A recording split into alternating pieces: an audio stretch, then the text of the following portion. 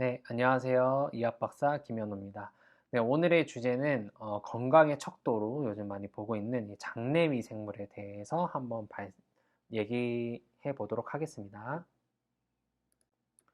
여러분들 최근에 들어서 아마 장내 미생물에 관련된 아마 언론이나 아마 뭐 다큐멘터리나 이런 것들 많이들 얘기 들어보셨을 거예요. 그래서 장내 미생물이 과연 우리 건강에 요즘에 척도로 많이 좀 보고 있는데 어떻게 해서 건강의 척도로 많이 보고 있는 거고 왜 이렇게 장내 미생물에 관련된 얘기들이 많이 나오고 그 관련된 건강기능식품 제품으로서 프로바이오틱스 이런 것들이 왜 이렇게 많이 다양한 제품들이 나오고 있는 건지 한번 어, 우리 오늘 배워보도록 하겠습니다.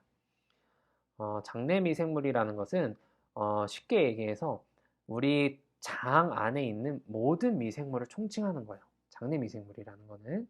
그 중에서도 어떤 것들은 우리한테 도움을 주는 미생물이 있을 수도 있고 어떤 것들은 우리한테 도움을 주지 않는 미생물들도 있을 거예요. 네, 그런 것들을 우리가 제가 저번 시간에 배웠었던 우리 NGS 이런 분석 기법이나 이런 것들로 인해서 장내 미생물에 대한 균총들을 다 분석을 할 수가 있게 됐습니다. 그러면서부터 어떤 미생물들은 우리한테 정말 도움이 되는 이런 미생물이고 어떤 미생물들은 도움이 되지 않는 미생물들이 있구나 이런 것들을 알기 시작하면서 장내 건강을 맨 처음에 생각하기 위해서 이런 프로바이오틱스 이런 유산균들을 먹기 시작했었어요.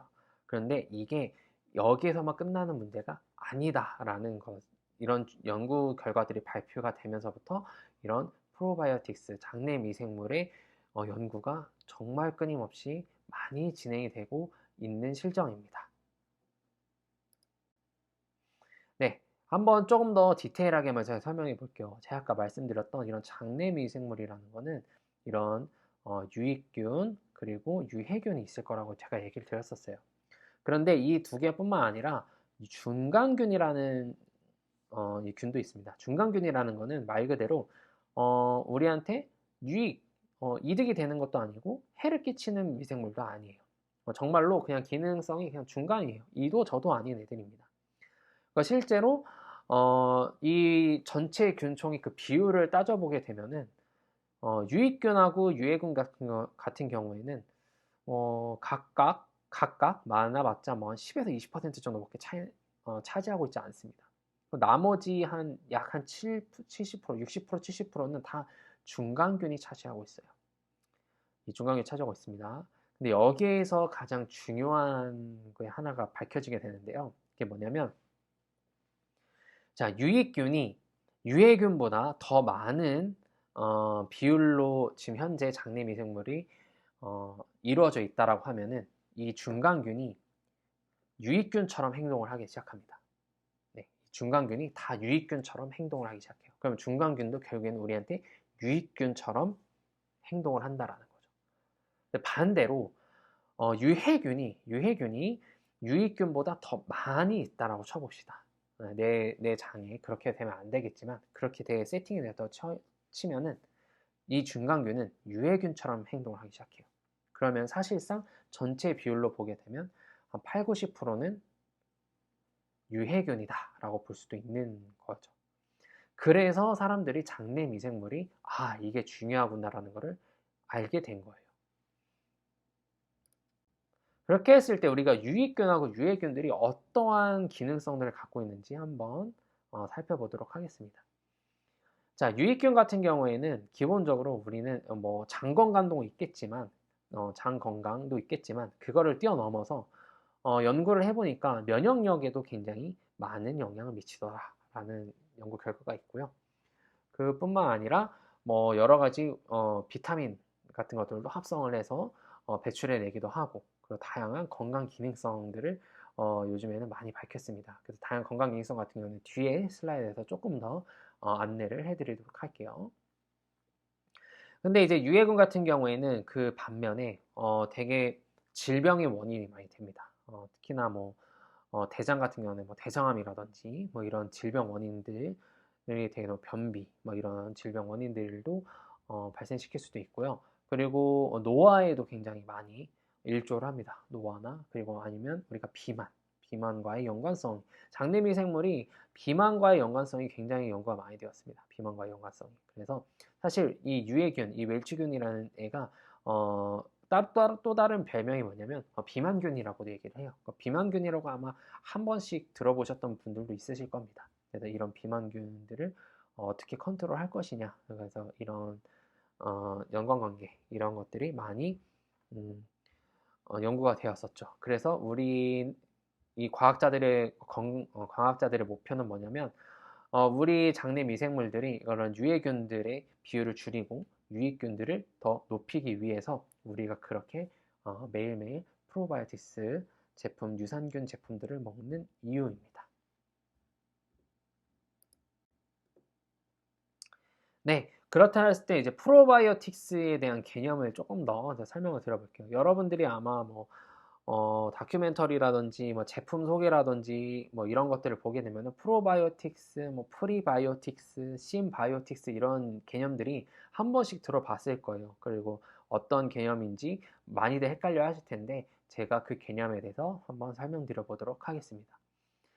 프로바이오틱스라는 것은 아주 간단해요. 프로바이오틱스는 뭐냐면 균 자체를 얘기하는 게 바로 프로바이오틱스입니다. 우리는 여기 안에서도 특히나 대표적으로 유산균을 보고 있겠죠. 그럼 유산균이 거의 프로바이오틱스라고 균 자체라고 보시면 되고요. 프리바이오틱스라는 것은 뭐냐면 이 유산균이 이런 이 균들이 좋은 균들이 잘 자랄 수 있는 그 먹이를 바로 프리바이오틱스라고 합니다. 네, 이 바로 프리바이오틱스인데 신기하게 또 이런 유산균이나 프로바이오틱스 이 우리한테 좋은 역할을 하는 유익균들은 아무거나 잘 먹는 게 아니고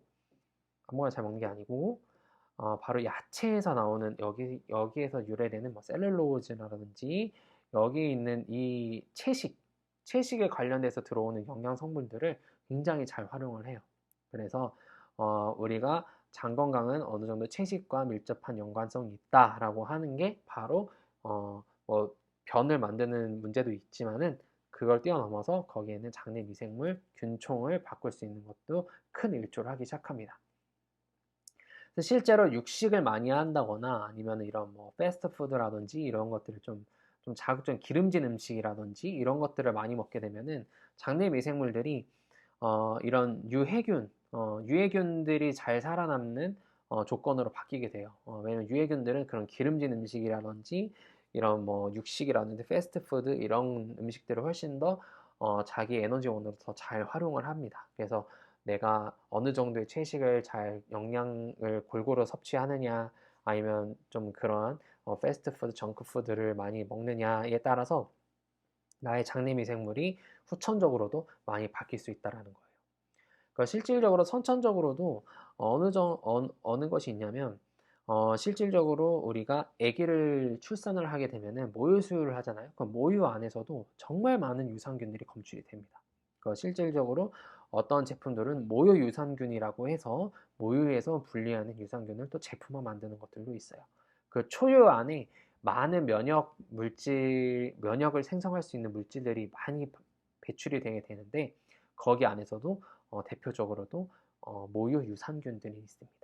네, 그런 것들처럼 우리 몸 안에 생과 외로 이 장내 미생물이라는 게 너무나도 중요하더라라는 연구 결과들이 많이 발표되고 있습니다. 실질적으로 어떤 연구 결과 같은 경우에는 내 장내 미생물이 프로바이오틱스처럼 이런 유익균들이 많이 장식을 하고 있으면 실질적으로 식습관도 이런 채식 위주, 건강식 위주로 많이 찾게 된다. 그리고 반대로 내 몸 안에 장내 미생물이 유해균이 많이 장식되어 있으면 실제로 식습관 자체도 오히려 기름진 음식이라든지 이런 정크푸드 음식들이 더 많이 선호를 하게끔 만들더라. 그러니까 이런 뭐가 앞뒤가 맞냐 이런 문제 좀 있긴 있겠지만은 그러한 연결고리가 어느 정도 밝혀진 연구 논문들도 있습니다. 그렇게 했을 때 프로바이오틱스가 어떠한 특징들을 갖고 있는지 제가 조금 더 이제 설명드리도록 하겠습니다. 이것은 실제 우리 국내 식약처에서 인증한 기능성들이 가지고 있는 이런 프로바이오틱스의 내용들을 어느 정도 대표적인 것들을 제가 모아놓은 겁니다. 그렇게 했을 때 제가 처음에는 뭐 소화나 이런 기능성들이 처음에는 소화 기능, 장 건강 이런 것들이 보통은 중점적이었었는데요. 요즘에는 뭐 생식 기능에도 좀 도움을 주는 이러한 프로바이오틱스도 많이 발견이 되면서 좀 소화나 생식 기능에도 많이 개선을 주고 있습니다. 그리고 그 다음으로는 우리가 많이 주목하고 있었던 것은 면역 시스템 강화인데요. 면역 시스템 강화 같은 경우에는 프로바이오틱스가 이제 프리바이오틱스를 이제 먹고 그거를 이제 어, 보통 이제 얘네가 이제 먹었으면 이제 배출하는 배출 물질들이 있을 거 아니에요. 배출 물질들이 뭐 락틱 액시드라든지 이러한 어, 배출되는 물질들이 우리 몸 안에서 흡수가 될 때 그때 이제 뭐 사이토카인이라든지 인터루킨이라든지 우리 몸 안에 있는 면역 시스템에 관련되고 있는 물질들이 많이 생성이 되더라라는 거예요. 그러면서 이런 면역 시스템들이 굉장히 강화된다라는 이런 인과관계에 대한 연구 결과가 많이 발표가 되었습니다.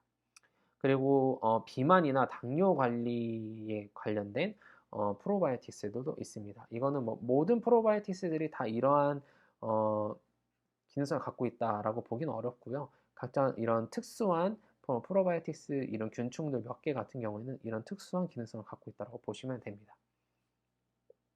이런 비만이나 당뇨 관리에서 지금 현재 많이 제품원에서 팔리고 있는 것들이 그 모유 유산균에서 분리된 게 실질적으로 보니까 우리가 흡수하기 어려운 그러니까 당이라는 게 우리가 몸 안에서 이제 대장, 소장 이런 데서부터 흡수가 되거든요. 흡수가 될 때 정제된 당이고 그리고 이게 당 자체가 구조가 단당류일 때 훨씬 더 우리가 흡수하기가 편해요. 근데 얘는 다당류로 바꿔주게 되는 그런 메커니즘을 갖고 있는 아주 특별한 특수한 그런 프로바이오틱스가 우리 한국인 그 모유에서 분류가 되었습니다. 그래서 그걸 또 제품화해서 지금 판매되고 있는 제품들이 있는데 그러한 제품들은 우리가 먹게 되면은 어느 정도 이제 뭐 당을 흡수할 수 있는 게 어느 정도 컨트롤이 돼서 이제 뭐 당뇨라든지 뭐 비만에 도움을 줄 수 있다 이런 식으로 해서 건강기능식품으로 판매가 되고 있습니다. 건강기능식품은 의약품이 아니기 때문에 그걸 먹었다고 해서 그 100% 효과를 나타낼 수는 없어요. 네, 그거는 그냥 어느 정도 우리한테 도움을 줄 수도 있고 도움을 안 줄 수도 있고 왜냐면 그거는 체질에 따라서 조금씩 다릅니다. 그래서 내가 도움을 받을 수도 있고 안 받을 수도 있다 이렇게 생각을 하고 접근을 하셔야 됩니다. 그리고 가장 최근에는 요즘에는 이런 뇌나 이런 부분에 연관성이 있다라는 좀 연구 결과들이 나타나고 그런 기능성들을 좀 인정받은 제품들이 나오고 있어요. 그래서 요즘엔 굉장히 현대인들이 스트레스 많아서 뭐 수면이 어려우신 분들 있잖아요. 뭐 수면이 어려우신 분들이라든지 뭐 신경이 굉장히 예민하신 분들이라든지 이런 것들 스트레스 케어 이런 부분으로서 건강기능식품으로서 인정을 받아서 뭐 수면에 도움이 될 수 있다, 스트레스 케어에 도움이 될 수 있다 이런 제품들이 많이 나오고 있는 추세입니다. 이렇게 했을 때 우리가 많은 프로바이오틱스 이런 제품들을 접하게 되는데요. 뭐 간단하게 이런 제품들을 어떻게 해서 개발이 되는지 뭐 이런 플로우를 간단하게 뭐 설명을 드려보도록 할게요. 뭐 물론 이 샘플은 어디서 가지고 오냐에 따라서 조금씩 다릅니다. 처음에는 어떤 식으로 했었냐면은 건강한 사람의 대변을 우리가 다 채취를 합니다. 뭐 대변을 채취하는 경우도 있고 아니면 뭐 식물성 유산균이다 그러면 식물의 뭐 잎이라든지 뭐 뿌리라든지 뭐 이런 곳을 막 채취를 하고 뭐 모유라 그러면은 모유를 우리가 채취합니다. 거기 안에서 우리가 균들을 하나하나 다 뽑아낼 수가 있어요. 다 균주를 이제 분리를 시킬 수가 있고 그 안에 균주들이 엄청나게 많을 거 아니에요? 그럼 그 균들을 하나하나 똑같은 균들을 하나하나 분리를 시켜 놓을 수 있는 그런 기계가 있습니다. 그럼 기계에 넣어서 하나하나 다 분류가 돼요. 그러면 이 분류를 하고 거기 안에 있는 우리 좋은 유산균들을 따로 빼서 이제 동정을 해서 많이 키웁니다. 키우고 또 세척하고 또 세대를 거치고 또 키우고 이렇게 하면서 많은 양들을 이제 우리가 이제 얻을 수가 있죠. 그럼 그렇게 됐을 때 요즘은 이제 프로바이오틱스 얘네들도 균이기 때문에 그냥 먹게 되면은 위에서 강산, 위산들이 나오기 시작하면 얘네들이 균들이 죽습니다. 그렇기 때문에 이 균을 그 위산의 내산성을 갖기 위해서 우리가 보통 이렇게 캡슐화로 하나하나 이제 포장을 해주기 시작해요. 인캡슐레이션이라 그래서 캡슐로 하나하나 이 균들을 이렇게 싸줘요.